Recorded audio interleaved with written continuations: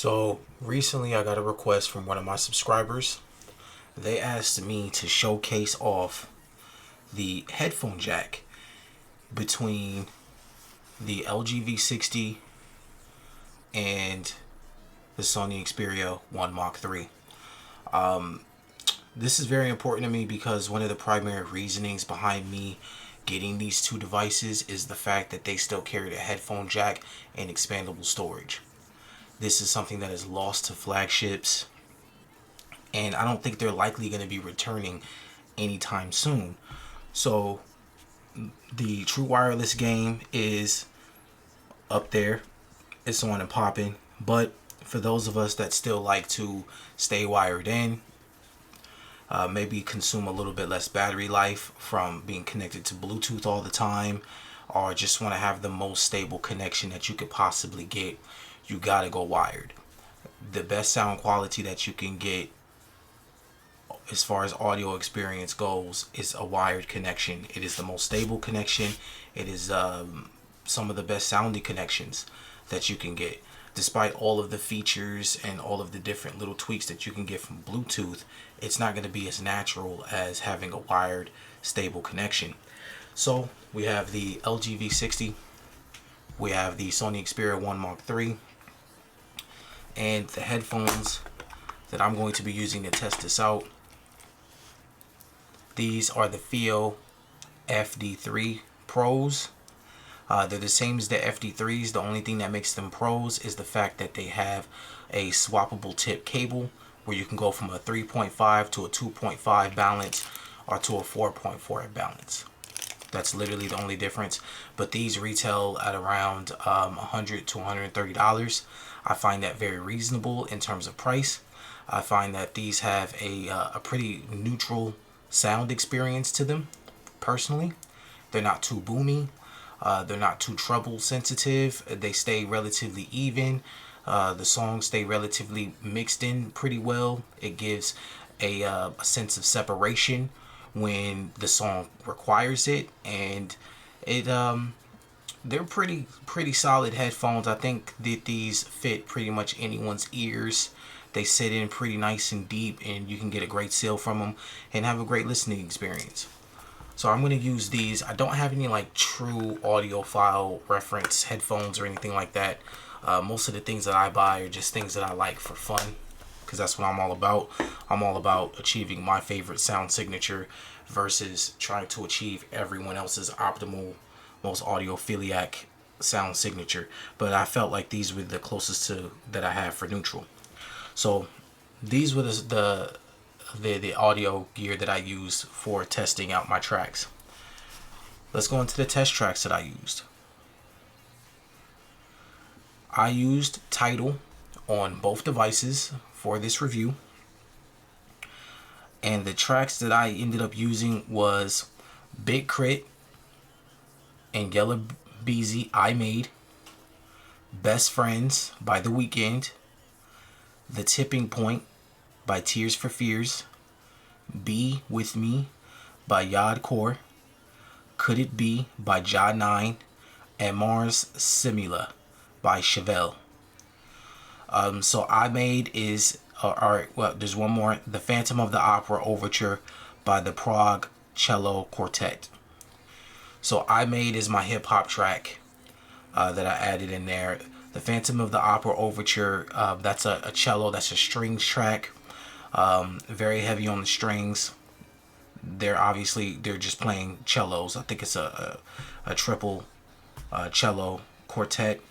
And then you have Best Friends by The Weeknd, a very well mixed mastered track. Just wanted to see how this performed, and some of these tracks are in master quality. The Tipping Point by Tears for Fears, that's an excellent album. That's the self-titled track on there from the album called The Tipping Point. I've been bumping that thing for like a week now, and it's amazing how they were able to carve out their own unique sound signature in this era of music and kind of create their own vibe and their own flow that's completely different from what I currently listen to. So that's very enjoyable. Yardcore and Ja 9, they are more reggae artists But I really like the energy. I like the vibe. I like the instrumentation. I like the vocals. And Mars Simula, that's my my guitar heavy rock track for the most part. And these are the tracks I decided to go with for my testing. This is seven tracks, and it plays for about 25 minutes with these 7 tracks. So I went back and forth between both devices and gave it a listen. Turn down my screen brightness here a little bit. And so just dealing with these devices in terms of being music players, let's go ahead and go over that. So obviously the device that takes the win for being the best music, just stock music player in terms of battery life, is going to be the V60. It has a bigger battery than the Sony Xperia. Not only does it have a bigger battery, but the screen resolution is less, so it's not eating up as much power as the Sony Xperia. So off top, it kind of takes the longevity of being able to have your playback last as long as possible off top. You can change a couple features on the Sony Xperia, like turning down the 120 hertz, turning it to 60 hertz, turn that off, you know, maybe some other tweaks. But ultimately, it's going to be the V60 because it has a longer lasting battery and a lower screen resolution. So another thing that you're going to be able to experience a difference on is volume controls. This has a 75-step volume control as opposed to a general volume control here. Doesn't really give you a step count, really. I would say maybe it's probably maybe about 50 steps cumulatively, but the more volume controls you have, the more accurate of a sound signature that you're going to be able to get for the more comfortable listen. So let's go into the individual applications for the audio. And I'm probably going to have to plug in the headphones in order to get it to show up.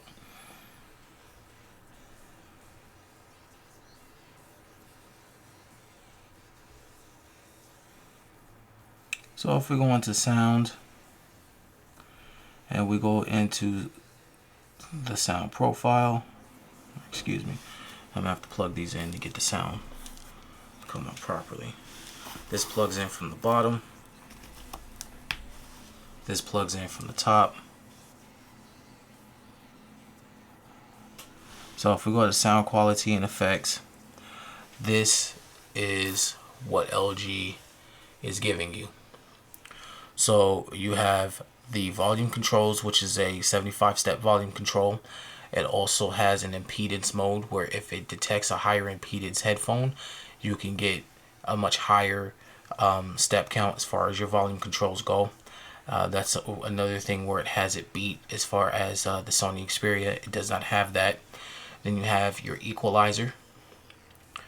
It has your equalizer presets, and you can also set your own equalizing preset set to up to 16K. When I did my sound testing, I turned the equalizer off because I wanted to listen to the sound stock. Once you turn on the equalizer, I feel like you can pretty much achieve your most optimal sound experience pretty much with any device, but it also depends on the headphones that you're using. So I turned mine off and I just kept it on normal mode. This has the LG 3D sound engine here. Now I do not use the LG 3D sound engine because I am not a fan of just that unnatural sounding frequency. This is not for me. Then you have your 3 digital audio filters.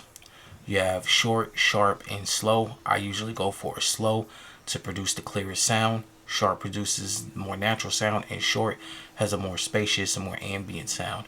But I usually go with slow for the clarity. Then you have your balance. Your balance mode allows you to pretty much set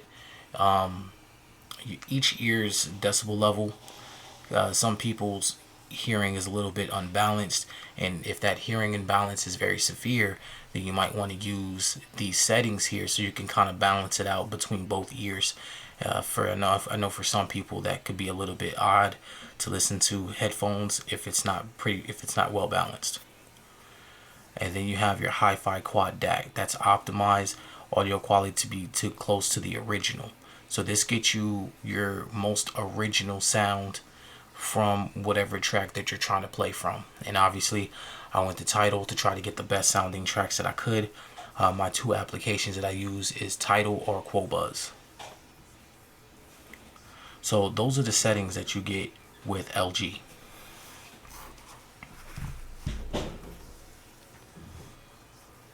If I go into the Sony,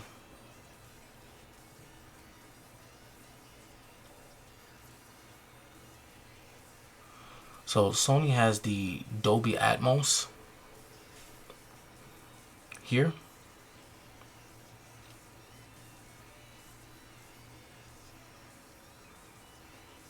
It's probably gonna let me plug into it too. Neither one of these really kick on until you plug into it. So the headphone jack's on the bottom on the V60 and it's at the top on the Sony.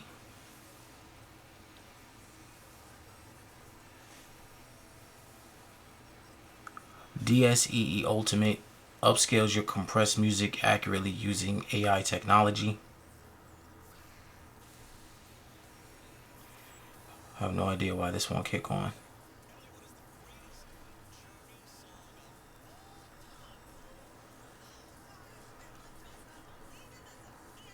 Okay, so this is the Dolby Atmos. They have dynamic, movie mode, music mode, and custom.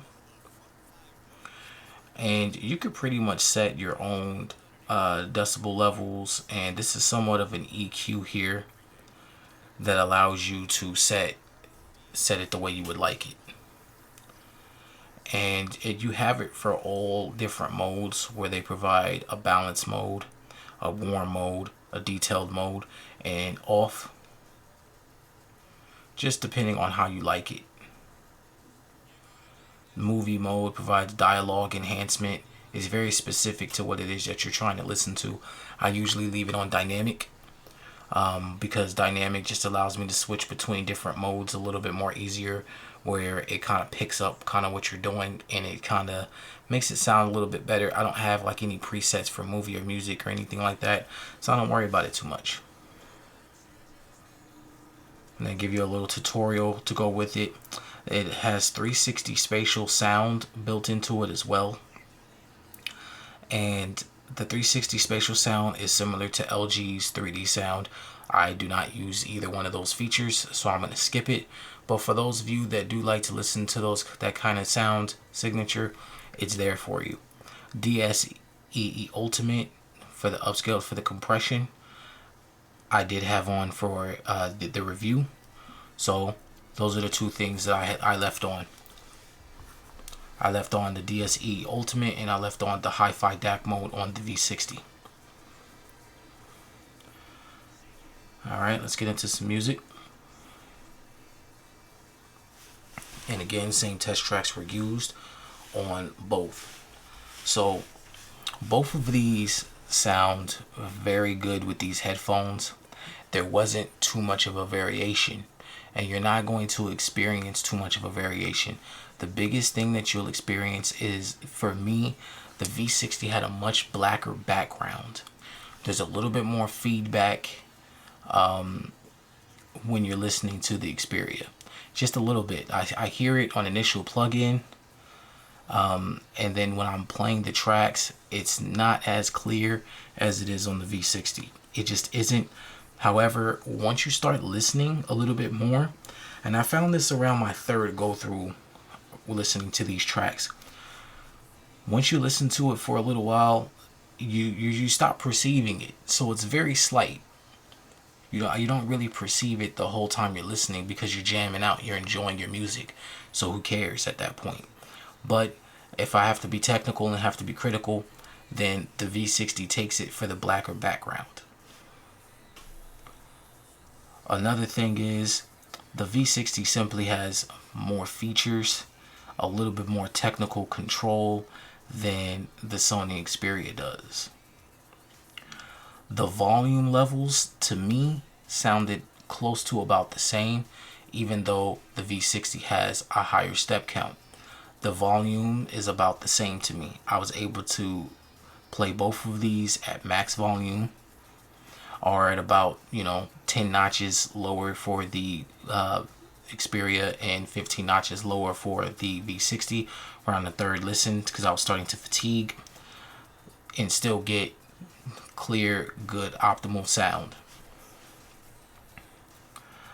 One of the biggest tracks that I've noticed had some of the more clarity on the V60 was when I was listening to Tears for Fears, The Tipping Point. Tears for Fears, The Tipping Point has like this acoustical effect that's kind of in the background. Here, I'll play it for you for a little bit. Hopefully I don't get a copyright strike.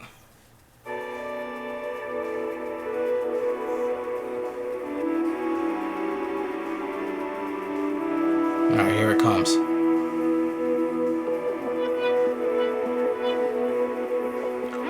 The texturing and the layering sound very, very good on this track. Here. So some of those background effects, once the beat starts to pick up and get a lot more complicated, the V60 handled it a lot better. It gave me more separation of instrumentation to be able to pick it out a little bit easier.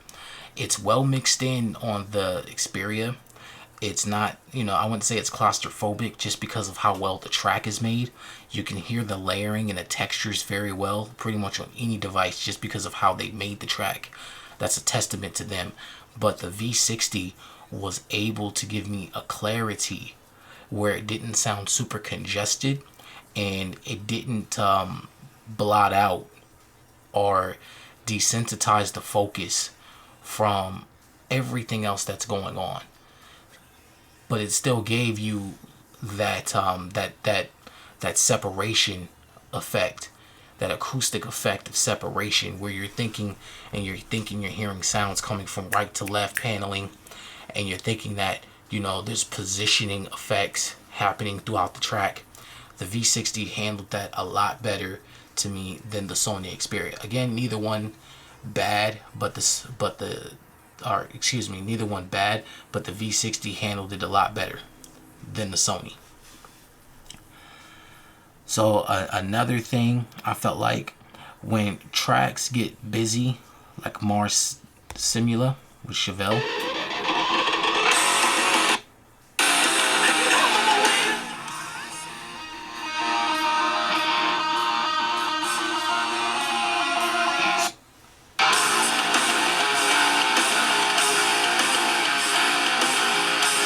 so when the track gets really, really busy, some distortion starts to creep into the track. I freaking love this album. If you haven't heard this album, I implore you to check it out. This is Chevelle, Neratius. It's a great album. Very enjoyable. Actually bought that joint. So Mars Simula, when the track gets really, really busy, to a lot of people it may not matter. There is a little bit of distortion just due to I felt like the feedback of the guitars and the busyness of the track. But the V60 does a great job of canceling it out. And, just the extremeness and price difference is another thing. The extremeness and price difference, if we're just looking at this in terms of using them as music players specifically, the extreme price difference of this being $1,200 and this right now being under $300. I think I got this thing for $280. Damn near brand new. The only thing I didn't have was the box, but I got it for $280.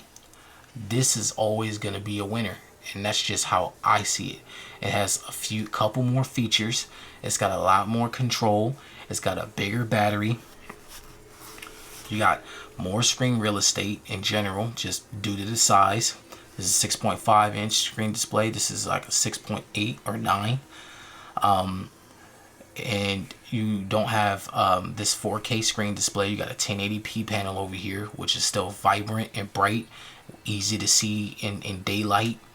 And the battery lasts me, you know, well over a day on this phone. The battery only lasts me about a day on this phone, and that's just due to the differences in features. Love the fact that this has a headphone jack though, so if you were gonna go for a premium device now that is getting updates and that's going to last you a lot longer than maybe the V60 would, then, you know, obviously the Sony Xperia is a great choice. It does great. Freaking love this phone. My main SIM card is in this device, over this device right now. But as a pure music player, this just takes the cake. This has to take it as a music experience. This thing did so good on vocals. John 9's track "Could It Be" just sounded so incredible. I love her vocals. She's a new artist I just started listening to this year. I'm not much of a reggae fan, but I like to expand my horizons a little bit and kind of jump in there. So John 9's an artist that I just recently discovered, and I'm going through her discography now. "Could It Be" is a very, very good track for vocally. They sound perfect on both devices. Like I said, neither one sounds necessarily bad, but this just had a blacker background, and because of that I felt more isolated with the music, and it just gave it just more life to me. It didn't sound as robotic or artificial because of the blacker background. So if anyone wanted to pick up a device specifically as a music player, I gotta tell you to go V60. V60 is where it's at. V60 has just simply more features, and it's a little bit more versatile as a music player, and you can still use it as a phone. It's still a great option as a phone also. You know, it doesn't really have too many flaws or defects to me. It is what it is, and I think if you could pick this thing up for $250 right now on Swappa, you should go ahead and do it. If you like Sony Xperia's phones like me, then this is also a great option because you can still plug into this thing and still listen to your music. It doesn't have as much of a blacker background. It doesn't have as much detail, but that Dolby audio does give it more full bodied of a listening experience. That's not natural, but it's still there for you to use. 3D audio sound is baked into both of these devices natively, so you'd be able to use those effects if you wanted to via Tidal or Amazon Music, or, you know, Deezer or whoever else is offering that feature. Phantom of the Opera, Overture Quartet sounded great on both of these. I felt like the 75-step volume controls is where the V60 shined the most because I'm treble sensitive. So because I was able to slowly notch it down a little bit and maybe take it down to about 55 over having it at 75 or 60, was just very comfortable for me. And then sometimes, you know, I had to play with it a little bit and kind of do some give and take with the Sony Xperia because it doesn't have that many notches. So I was toggling in between about 3 different notches while listening to the track, simply because there were some areas that were louder than others, and, you know, the treble just kind of starts getting to me after a while. So that 75-step notch is a big deal, and it's closely related to what you would be experiencing when you have a dedicated player. They have a lot of steps for the volumes. They have the digital filters. They have some of those baked in audio other features that you'd get, like the ear controls for the decibels, things like that. And a lot of other devices still aren't offering it. So if you wanted a phone with a headphone jack, LG still takes the cake, even if they're no longer making phones. Who cares? They're still some of the best. Alright, this was an exclusive with the Ish 9, and this is just my take on it. And again, I'm using the Fiio FD 3 Pros. That's what I used for this test and this review, just because I felt like they were feasible. They're not something super overly expensive, and I felt like that anyone can pretty much go grab those headphones. They're well stocked in production, and they're very versatile for any type of listening or any type of player or plug-in, because they have that swappable tip there. All right, guys. So tell me what you think. What's your favorite player? Do you use a phone with a headphone jack? Does it even matter to you if a phone has a headphone jack or not? You know, what's your poison when it comes to that? Are you someone that takes your audio that seriously, or does it even matter? But I appreciate my subscribers for asking questions. Anyone want to know anything else, please ask me more questions, and I'll try to get to it as fast as I can. And I'll give you guys an honest, upfront representation of what I'm listening to, how I'm listening to it, the gear that I'm using, and everything else in between. Thank you very much.